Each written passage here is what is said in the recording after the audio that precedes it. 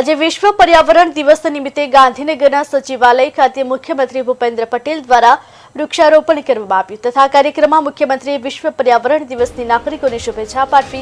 આ કાર્યક્રમમાં મુખ્યમંત્રીએ વધુમાં જણાવ્યું હતું કે આપણને વિઝનરી નેતૃત્વ મળ્યું છે। આગામી સમયમાં અંગેના હલ અંગે આપણા વડાપ્રધાન હંમેશા વિચારતા આવ્યા છે। આપણને વડાપ્રધાનને પ્લાસ્ટિક મુક્ત ભારત અને પ્લાસ્ટિક મુક્ત ગુજરાત માટે પ્રેરણા આપે છે। આપણે સંકલ્પ કરીએ કે આપણે જેટલું બને એટલું ગ્રીન કવરેજ વધારીએ।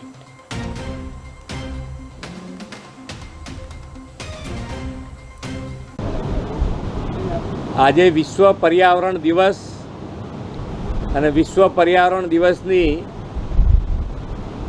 ખૂબ ખૂબ શુભેચ્છાઓ પાઠવું છું। આપણને અત્યારે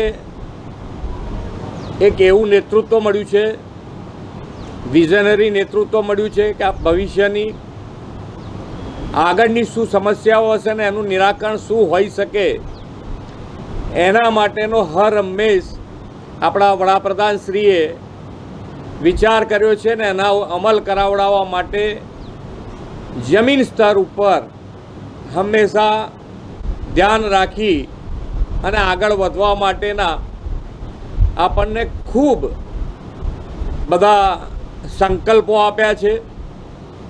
એમાંનો એક સંકલ્પ છે એક પેડ માં કે નામ, એક પેડ માં કે નામ 2.0 અને આ વખતે વિશ્વ પર્યાવરણ દિવસ નિમિત્તે આપણે પ્લાસ્ટિક મુક્ત અને પ્લાસ્ટિક મુક્ત ભારત, પ્લાસ્ટિક મુક્ત ગુજરાત માટે અભિયાન ચલાવવા માટેનો પણ આપણને પ્રેરણા આપી છે। આપણે સૌ પણ આજે એક માતૃવન બનાવ્યું છે અહીંયા આગળ સચિવાલય સંકુલમાં। આજે 4000 વૃક્ષો અહીંયા આગળ વાયા છે અને લગભગ 200 જેટલા વૃક્ષ આની અંદર સિંદૂરના છે। એટલે પર્યાવરણ અને પર્યાવરણ માટે હર હંમેશા માન્ય વડાપ્રધાનશ્રીનો આગ્રહ રહ્યો છે।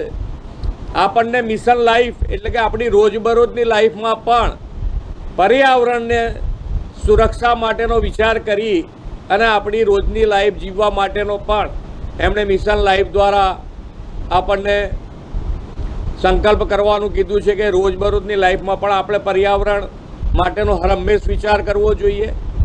સાથે સાથે સસ્ટેનેબલ ડેવલપમેન્ટ માટે વેપાર ઉદ્યોગ જેટલા રોજબરોજ વધતા જાય છે તો એને પણ પર્યાવરણ સાથે સાંકળી અને એમાં પણ પર્યાવરણનું વધુને વધુ કેવી રીતે સંચય થાય એના માટેનો હર હંમેશ એમણે વિચાર કર્યો છે ને એના ઉપર ગુજરાત સરકાર પણ હર હંમેશ ગયા વર્ષે એક પેડ માં કે નામ અંતર્ગત 17 કરોડથી વધારે વૃક્ષ વાવીને આખા દેશમાં આપણે બીજા ક્રમે રહ્યા છીએ।